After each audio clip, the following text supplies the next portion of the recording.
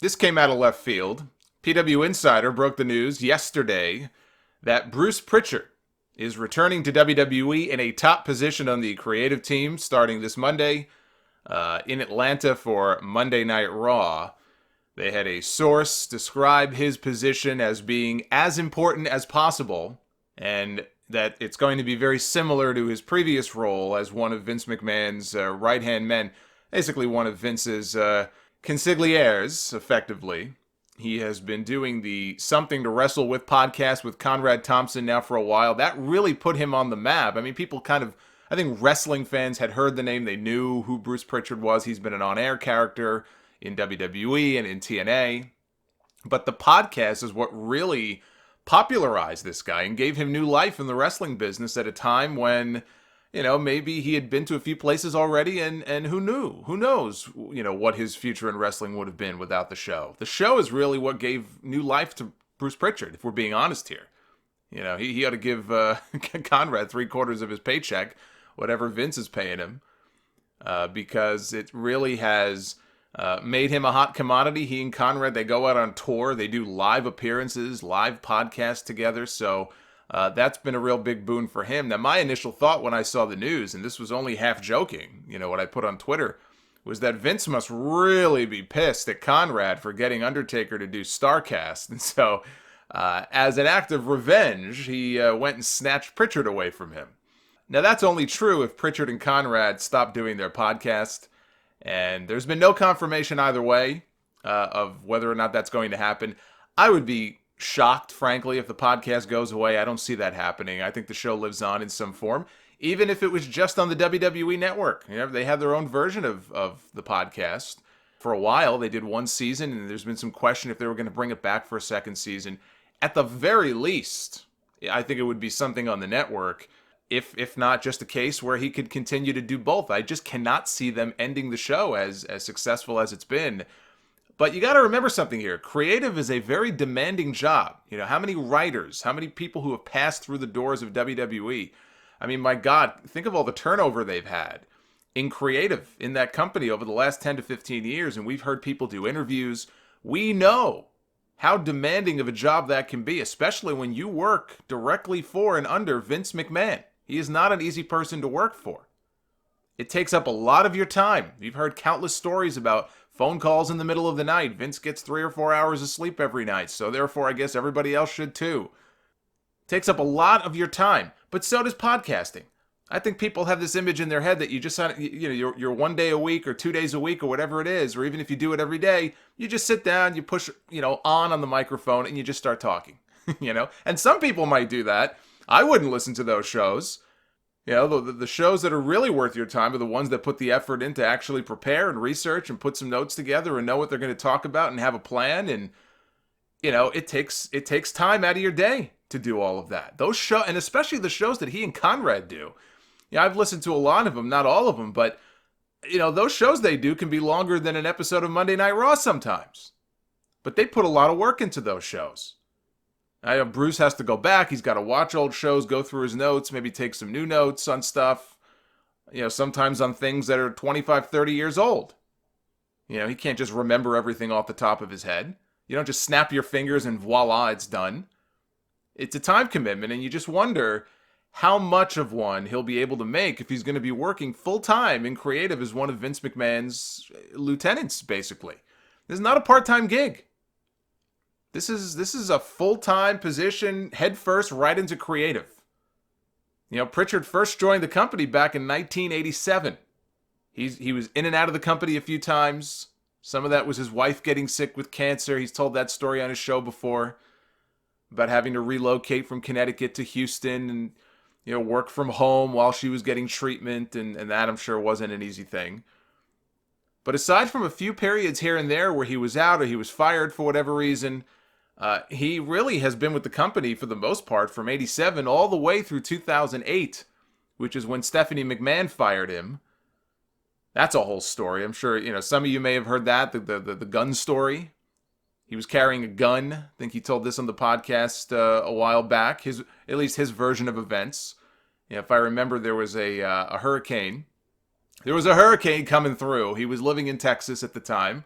So this would have been after he moved down there, for his wife's treatment. And there was a hurricane. He and his family were displaced for a while, and he was staying with JBL. And he didn't want to leave his gun in JBL's house. So he took it to work with him. Probably not the brightest thing in the world to do.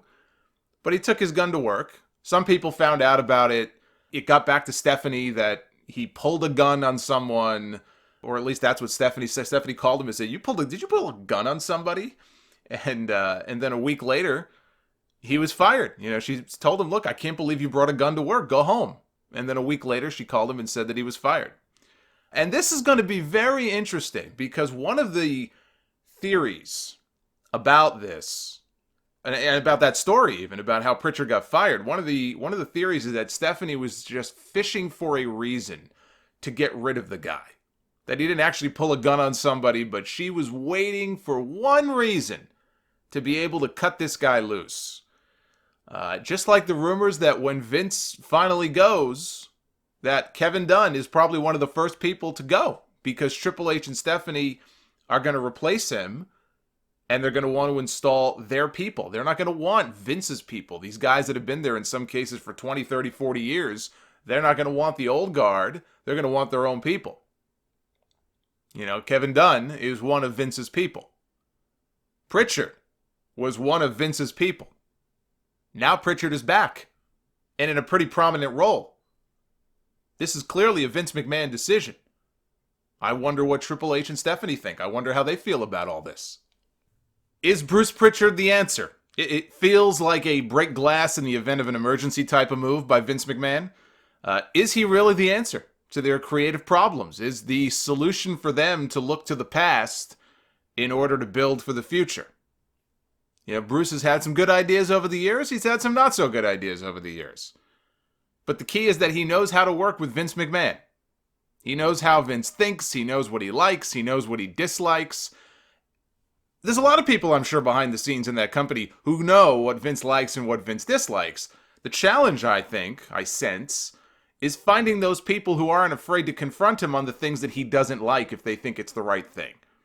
Anybody can be a yes man and say yes Vince, no Vince. How many people say no Vince? Is he willing to do that? Because then that might be something. If he's just being, installed to be a stooge and go along with whatever Vince McMahon wants, I don't really see what that accomplishes. At the end of the day, it's still Vince McMahon in charge. I'm skeptical that anything is really going to change. But you know what? A lot of what we see on TV, a lot of what we see on Raw primarily every single week, the way the show is laid out, it's so boring. I'm interested to see what, if anything, he adds to the show. If it's even noticeable. Or what might change about the show if he really does have that much power. I am so desperate for change on this show that I say, sure, why not?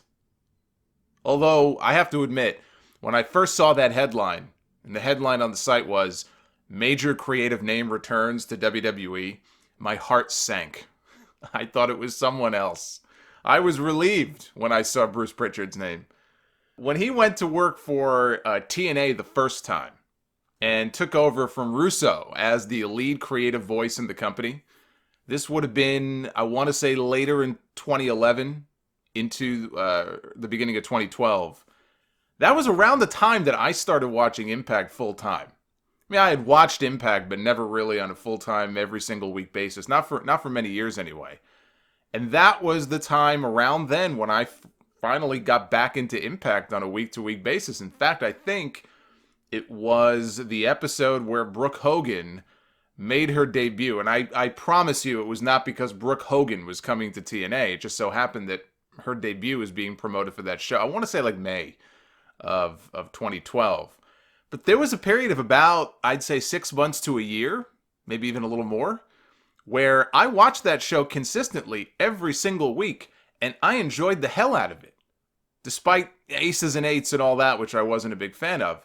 I'll even go as far as to say that most weeks, TNA was better than what we were seeing on WWE television. What we were seeing on Impact was far better than what we were getting on Raw. And this is going back to when John Cena and CM Punk and those guys were the top names on the brand. Raw still wasn't all that great. It was better than it is now. But I would say that Impact was the superior show.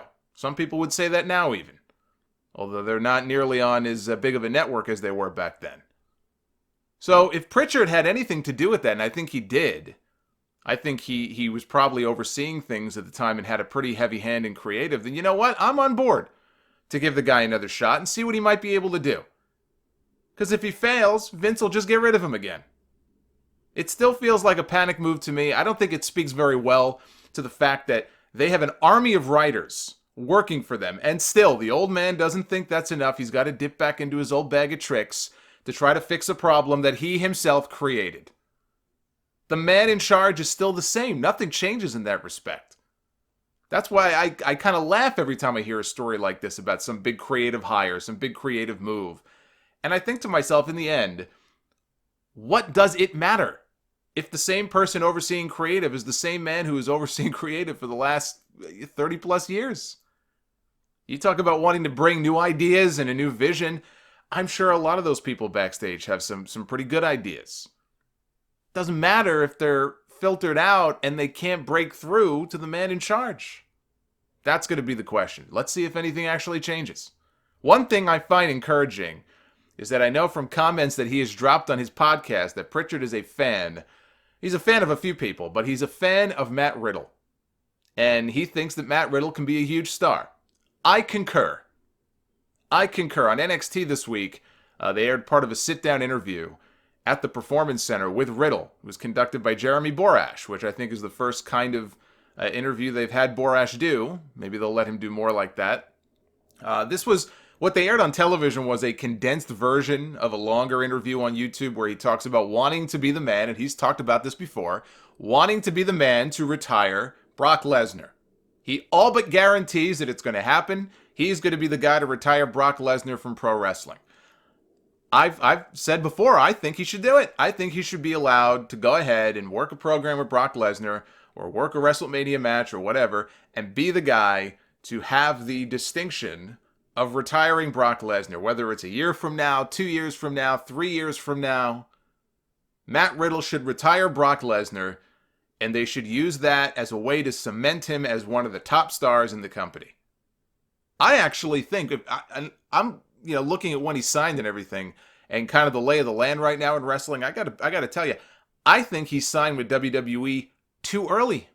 I was so hung up like a lot of people were for so long. How come WWE isn't signing this guy? He's working with Evolve and all these different promotions, and it was like they were dancing around him. They were signing all these other people. They wouldn't sign Riddle. And I knew about the pot thing, and I said, this guy is too talented. You can't tell me they're not signing him just because of that. You can't tell me there aren't people in WWE getting hit with a pot tax every single week. Why are they not signing this guy? I said that for the longest time. And now I'm looking at it. You know what? Maybe he signed too early.